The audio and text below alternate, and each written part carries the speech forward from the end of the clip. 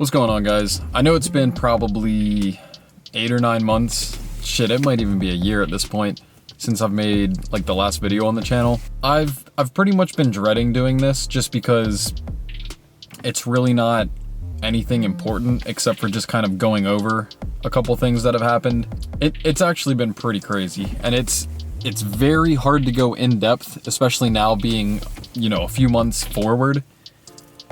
But some of the biggest things that happened was I got to a point where my truck stopped cooperating, for lack of better words.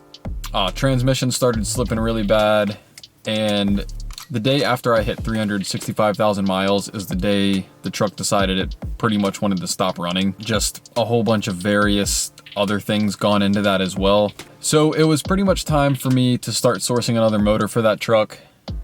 And not only for whatever reason that took the longest time ever, which is also kind of weird because it's a 350 small block, and I mean, you can pretty much find them anywhere. But for some reason, you know, our local junkyards and everything, it was pretty much impossible. Not impossible, it was just very difficult to find one within reason and everything. So fast forward, not only did everything under the sun become a problem, like I literally found a truck that had, you know, same as mine, 4x4, same year, 94, you know, not that it really matters, but basically all of the same features, and things just weren't working as far as like the way the motor mounts lined up. So it was like, all right, cool, I'll, you know, buy new motor mount brackets. For whatever reason, they weren't, like, my frame wasn't accepting of them. I don't know if that's just my truck or if it was due to the motor itself. I don't really know, and I really can't recall at this point, being that it was so far in the past, I guess.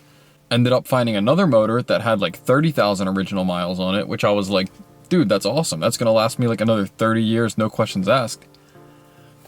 That one ended up being kind of, how do I word it? Kind of like a, not a lie, but a lie, if you know what I mean. So that didn't work out.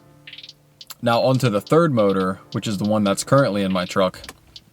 That one took forever to run. I guess that one was just neglected, or that truck sat for a very long time or something. But ended up doing, you know, everything you could think of. Fuel filters, new oil, new plugs, new manifolds, just everything. Pretty much regasketed everything as well. Got that in the truck, and then it was time to start rebuilding the transmission, because we had a local guy bring me a transmission at our shop, which turned out, so something I didn't know, for 4L60s, there's like 6 versions of them in that time frame that they made my truck. So there was like, I don't know, everything from,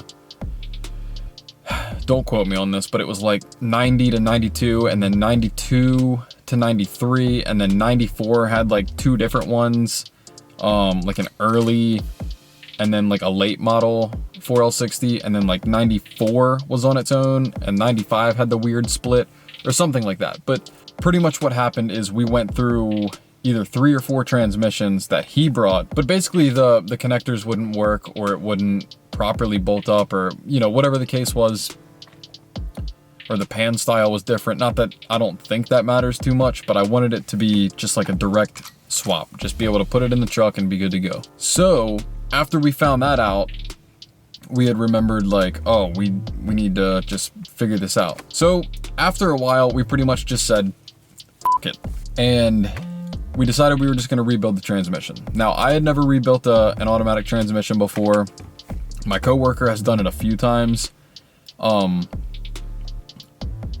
But I'm talking like, not just with this whole transmission, but between the transmission, the motor, getting everything set up, like fixing a bunch of bullshit that was wrong with the truck while it was down and, you know, under the knife per se.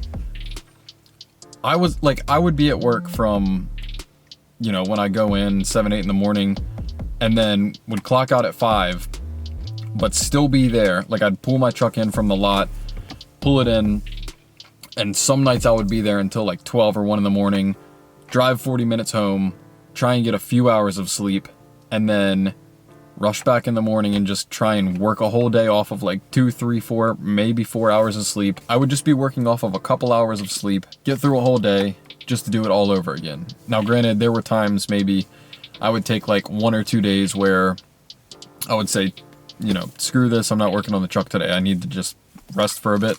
So that was all fine and dandy. Now, another detail about this was, since the truck went down, I was forcing myself to daily the Lexus, which that's pretty much like the fun car that I only take out on weekends, you know. It got to a point where it was like, I don't want to say I was getting bored of it, but there was a lot of things that I had planned or stacked up, or I was in the process of like starting to build. So for example, like the head build, and like I have the Link ECU that's waiting to go in, etc., etc. Just a couple various things. I was forced to daily that because, you know, just having like the truck and the Lexus.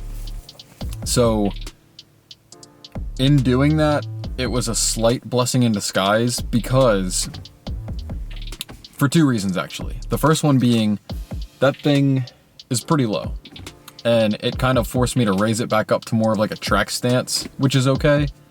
I kind of prefer that now, getting older, maturing, I guess you could call it. But that was the first thing. It was like, all right, cool, I can, you know, not worry about like dodging everything in the road, even if it's just like a little twig. The second thing is, when the manual swap was done, and I'm not putting blame on my friend at all, it was 100% like an honest mistake. And, you know, once we started talking about things, we were pretty much like, we determined what it was, and he was super apologetic, and I'm not holding that on him. And it's actually kind of another blessing in disguise, because the power goals I have with that car, it's gonna need the Marlin Crawler rebuild kit anyways, just to kind of like beef things up. So this is an excuse to do that, because knowing how I am, I would just start like building the car or whatever, get it to a point where it's drivable, and then be like, all right, cool, let's rip this thing. And then I'd maybe get like a month of play out of it, and then be like, oh shit, now I gotta rebuild the trans. And then it would be down for however long again. So yeah, fast forward with that.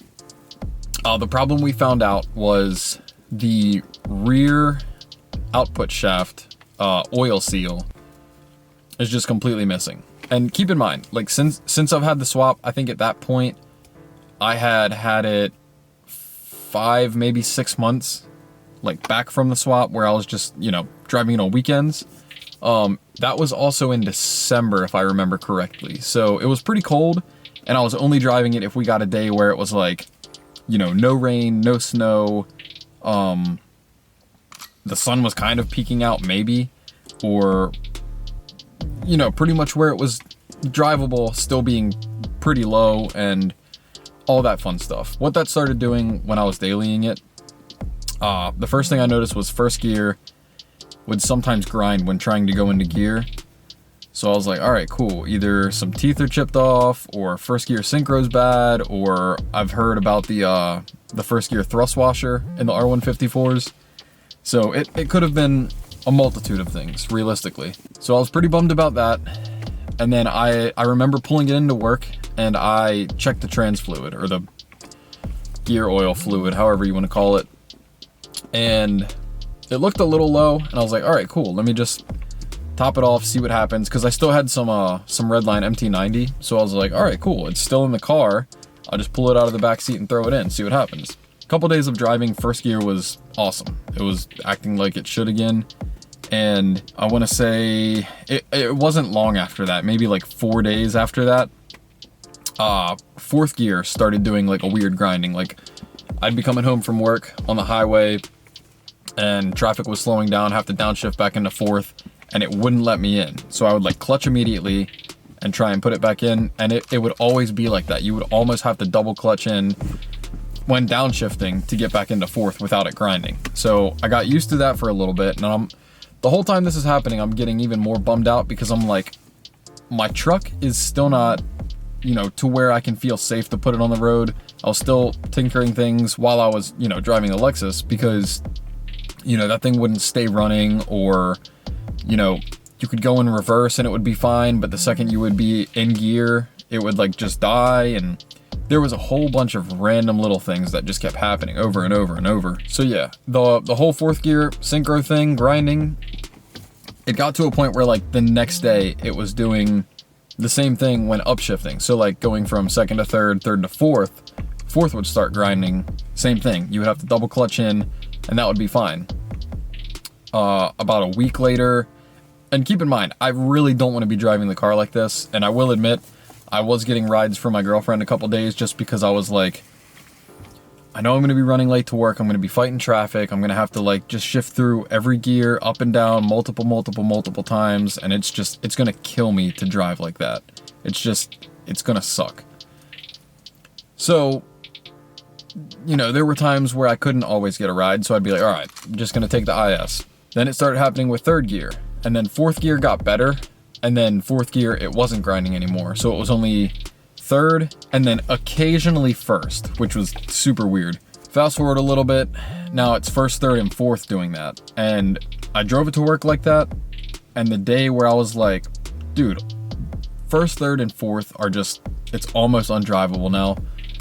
I figured, because it wasn't all the time, it was kind of random when it wanted to happen, I figured, okay, now's the time to just park the car, grind my ass off to get this truck done, you know, pull money out of the woodworks or do these weird jobs for people so I could just get some money to get the truck back together.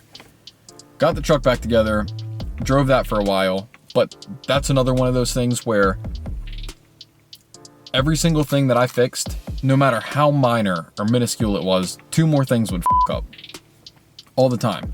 And it got to a point where I was just constantly shelling out money, constantly shelling out, you know, my time and, you know, spending time with family and like a girlfriend and just stuff like that. Like I wasn't seeing friends, like I was pretty much just either sleeping or working on the truck or, you know, obviously at work. To maybe prevent me from just keep going on and on and on and about all the crazy little like just bad things, the truck got to a point where I came to a really hard conclusion. I've never had a car payment in my life. I've always just, you know, worked, saved up some money and just, you know, bought my cars. Obviously nothing new, it was just a few grand. So I wasn't used to being able to take on a car payment, take on that kind of a big responsibility, especially, you know, like when rent and, you know, all kinds of other bills are involved. It's like, I don't want to add another few $100s to the bill every couple months, or every month, sorry. And on top of that, I had just moved into this new place. So things are already hectic, you know, with the truck, with the car, with moving in, with spending even more money on bills and et cetera, et cetera. So I got to a point, parked the car, parked the truck, and finally decided, you know, I'm just going to keep wasting money if I keep trying to fix this truck before winter comes, and it wasn't going to happen. I did about a week and a half of just like literally making lists of pros and cons about why I need a car payment, why I shouldn't, why I should maybe just buy something like, you know, like a 2010 to, I don't know, 14 like Camry or Corolla or something like that, or just like, you know, a cheap Honda and just have a beater. But then I started like really thinking about it. Like, I don't want to be stranded, especially when I've got 2 cars already down. If I buy another car and it's a dud, you know, I am mechanically inclined, but it's one of those things where at this point, I've just been so tired of getting fucked. I think it's time to just have something that I can hop in, go to work, you know, go to the store, go on vacation, and not worry about being stranded for hours or anything like that. And that'll also give me time to fix the 2 other vehicles that I need to fix and kind of get back on track. So it was like 2 days before Labor Day, which kind of happened pretty well because they were offering a lower finance rate and just like better deals all the way around. Apparently Labor Day weekend is like the best day to buy a car, or best weekend to buy a car. So that kind of worked out. So fast forward, I mean, as you can probably see now, what we're sitting in is the new 2018 Camry, which is actually pretty funny because when I had first started working at Toyota, I started in 2017, so we had just gotten like the new gen, the 8th gen, 2018 to current production date Camrys in. And I remember always saying like, I never want a car payment, but like if somebody made me, like somebody had a gun to my head and said, you need to buy a car. I always joked like, dude, these Camrys, the way they are making them look more luxurious, I was like, dude, this is awesome. Like I'd totally buy one of these. And it's kind of funny how like 5 years later, that's what happened. Metaphorically, of course, but still, it's kind of funny. I really just wanted to make this video because all last year and this year, I feel like I've been constantly like been beat up by my vehicles, literally. And it kind of made doing Brakenex less fun for me, and it made it feel even more of a chore. And I didn't want to project that to everybody pretty much. So I wanted to wait, make this video in kind of the right light, if that makes sense, to a point where I can move forward, kind of just dive right back in, get stuff out. Now that things have like calmed down and settled down, the biggest part for the Lexus was because it's been so hot, and especially like when you're doing this shit for a living and then you come home and you're completely drenched in sweat, you're like, dude, the last thing I want to do is just work on cars. So now that weather's finally dying down, me and my buddy are gonna just, you know, put the car on jack stands, yank the trans out, and I actually found a guy who's gonna rebuild it for probably cheaper than I should talk about, and he's very reputable in the community, so I'm thrilled for that. It's just been between his schedule lining up with crazy stuff and mine, our schedules haven't matched up yet, but pretty soon we should be able to drop that trans, get it rebuilt, get it back in the car. I mean, it should only take, you know, it's not gonna take long to drop that trans. They're pretty easy. So yeah, we'll get that rebuilt, and from that point forward is when everything with the channel will start progressing forward more. So to make everything fast forward and, you know, too long didn't read kind of deal, had a lot of car troubles, truck troubles, financial problems, etc., lost motivation, was just super beat up in this weird depressive state for a while. Once again, didn't want to project that on you guys and just show that I'm like not doing okay. But yeah, just wanted to kind of like fill everyone in, and I feel like I needed to make this video before I could progress forward, not only with life in a sense, but for Brakenex as a company, as a community, as a media production, however you want to classify it. But yeah, I really just wanted to make this video for you guys to kind of fill you in and not feel like you were excluded from anything. I appreciate you if you've made it this far into the video, or even if you skipped all the way to this point just to see kind of like the final synopsis, rundown of everything. I very much do appreciate that. And for anybody who does support Brakenex or the channel, you know, or the Instagram or TikTok or, you know, whatever you have, or just me in general, I literally cannot thank you enough. And I don't want to stop doing this. I just want to keep making stuff and just like keep working on stuff, staying inspired and inspiring not just you guys, but like the younger generations too. I'm probably just going to keep rambling, so I think I'm just going to cut it here. I think I've said pretty much everything I wanted to say, but yeah, once again, I can't thank you guys enough, and seriously, from the bottom of my heart, thank you so much for sticking around. And I will hope to have some new stuff out soon before the end of the year.